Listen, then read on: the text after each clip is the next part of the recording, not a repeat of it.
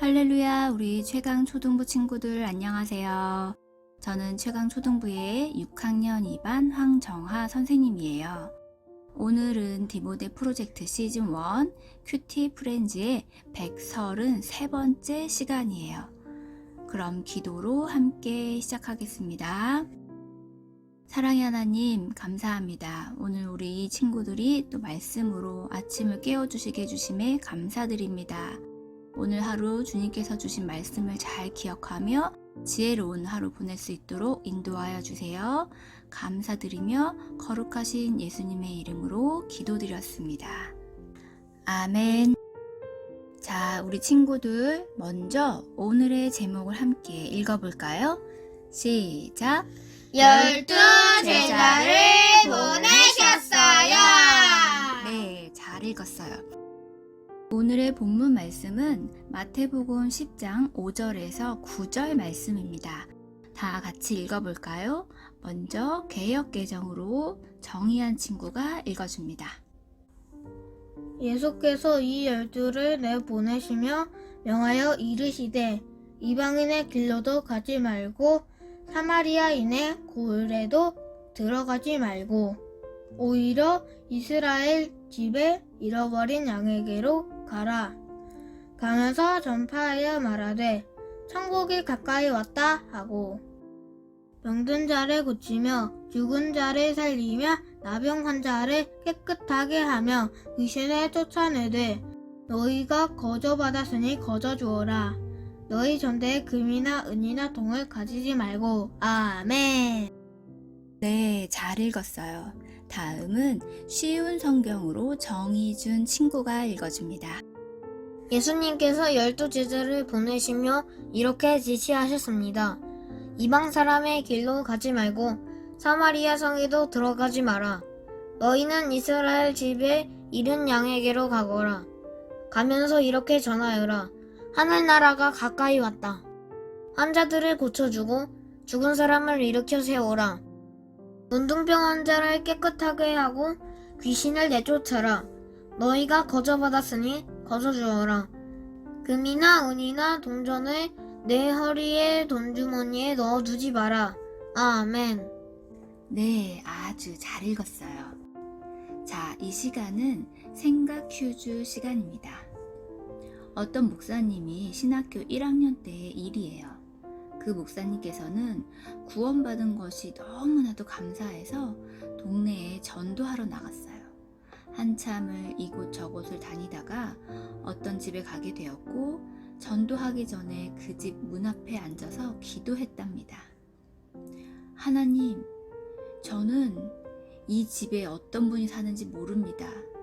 하나님께서 이 가정을 축복해 주옵소서. 그런데 주님의 음성이 마음속에 들리는 것이었어요. 이 집에 큰 문제가 있다. 너는 무조건 들어가서 큰 문제가 3가지가 있는데 하나님이 해결한다고 해라. 그러면 내가 할 것이다.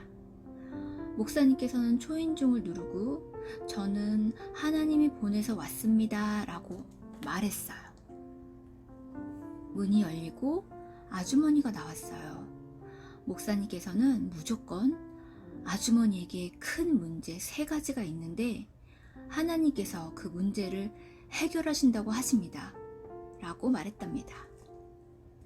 아주머니는 눈물을 터뜨리면서 들어오라고 하여 방에 들어갔어요. 얼마 전에 남편이 횡단보도를 건너는 사람을 치었는데 그 사람이 죽어서 지금은 구치소에 수감 중에 있다고 말하는 것이었어요. 그런데 목사님의 눈에 한 아이가 절면서 방으로 들어가는 것이 들어왔어요. 그 순간 따님은 왜 절고 있습니까? 물었더니 아이가 100일 되었을 때 고모가 아이를 보다가 아이를 떨어뜨렸는데 한쪽 다리 신경이 죽어서 절게 되었다는 것이었어요. 하나님께서 3가지 문제라고 하셨고 해결하신다고 했는데 저 아이가 아닐까 하여 하나님께서 아이를 고쳐주실 것입니다 라고 선포하였어요. 그리고 아이의 다리를 붙들고 기도했답니다. 그런데 짧았던 아이의 다리가 길어진 것이에요. 그러다 세 번째 문제는 무엇일까라는 생각에 자녀들은 또 없나요? 라고 물었는데 사내 아이가 있는데 간질을 한다고 그 아주머니가 대답하는 것이에요. 결국 남자아이는 학교에서 돌아온 후에 함께 기도하면서 간질이 치유되어지는 경험을 하게 되었어요. 남편의 문제는 피해자가 합의를 해주어서 몇 달 후에 세 가지 문제가 모두 해결되었답니다. 하나님의 능력으로 기적을 주신 것이에요. 이 예화에 나오는 목사님께서 복음을 전할 때 하신 일이 무엇인가요? 친구들이 복음을 전할 때 우리는 무엇을 어떻게 해야 할까요? 그 답을 오늘 본문에서 함께 찾아볼까요? 예수님께서는 12 제자를 부르시고 권능을 주신 후 제자들을 보내시며 천국 복음을 전하고 병든 자를 고치고 죽은 자를 살리며 귀신을 쫓아내라고 명하셨어요. 그리고 거저 받았으니 거저 주라고 말씀하셨어요. 이것은 복음을 전하며 대가를 바라지 말라는 뜻이에요. 또한 금과 은을 지니지 말라고 말씀하셨어요. 이는 복음을 전할 때 자신의 능력이 아닌 하나님을 의지하라는 의미죠. 복음을 전할 때 금과 은, 동전을 가지지 말라고 말씀하시는 예수님을 보며 무슨 느낌이 드나요?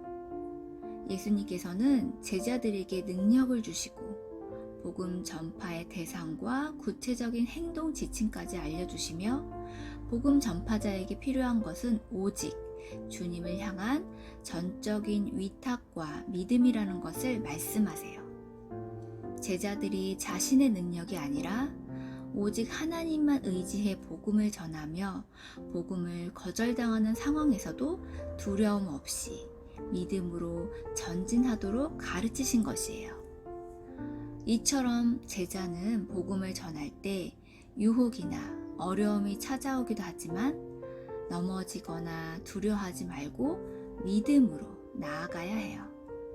자신의 능력이 아닌 하나님께서 주신 능력으로 담대히 복음을 전하는 친구들이 되길 바랍니다. 이제는 관찰 퀴즈의 문제를 함께 풀어볼까요? 1번 문제입니다. 예수님께서 12 제자에게 명령하신 내용은 무엇인가요? 1번, 2번 그림을 보고 빈칸을 채워보세요. 개역개정 5절, 6절 말씀을 보면 알 수 있어요. 무엇의 길과 무엇인의 고을에 가지 말아라. 무엇의 집에 잃어버린 무엇에게로 가라. 정답은 무엇일까요? 네, 정답은 이방인의 길과 사마리아인의 고을에 가지 말아라. 이스라엘 집의 잃어버린 양에게로 가라. 모두 맞췄나요? 두 번째 문제입니다. 예수님께서 12 제자에게 무엇을 가지지 말라고 말씀하셨나요? 3번 그림 속 빈칸을 채워보세요. 쉬운 성경 구절을 보면 알 수 있어요. 무엇이나 무엇을 내 허리의 돈주머니에 넣어두지 마라. 정답은 무엇일까요? 네, 정답은 금이나 은이나 동전을 내 허리의 돈주머니에 넣어두지 마라 였습니다. 우리 친구들 모두 맞췄죠? 네, 모두 훌륭합니다. 지금은 결심 퀴즈 시간입니다. 내가 복음을 전하기로 결심한 사람의 이름을 적고 예수님께서는 너를 사랑하셔 라고 말하며 예수님의 사랑을 알려주기로 결심해요. 선생님도 하나님을 믿지 않는 주변 이웃들에게 예수님께서는 너를 사랑하셔 라고 말하며 그 사람을 떠올리고 기도하려고 해요.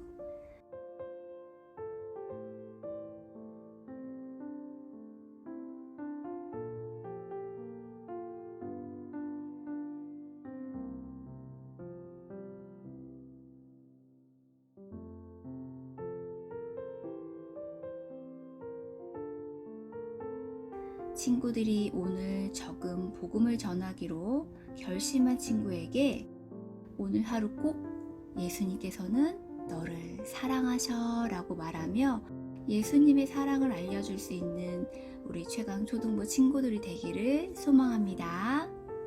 자, 그러면 이제 기도로 오늘 큐티 프렌즈를 마치도록 하겠습니다. 사랑의 하나님, 우리를 복음의 전파자로 보내신 하나님, 오늘 말씀을 통해 복음을 전할 때에는 대가를 바라지 않고 오직 하나님을 의지해 넘어지거나 두려워하지 말고 믿음으로 나아가야 한다는 것을 묵상할 수 있게 해주셔서 감사합니다. 저희 최강 초등부 친구들이 오늘 하루 자신의 능력이 아닌 하나님께서 주시는 힘을 의지해서 복음을 전할 수 있도록 도와주세요. 감사드리며 거룩하신 예수님의 이름으로 기도드렸습니다. 아멘. 친구들, 오늘 하루 하나님의 사랑을 전하며 건강한 모습으로 내일 교회에서 모두 만나요. 안녕.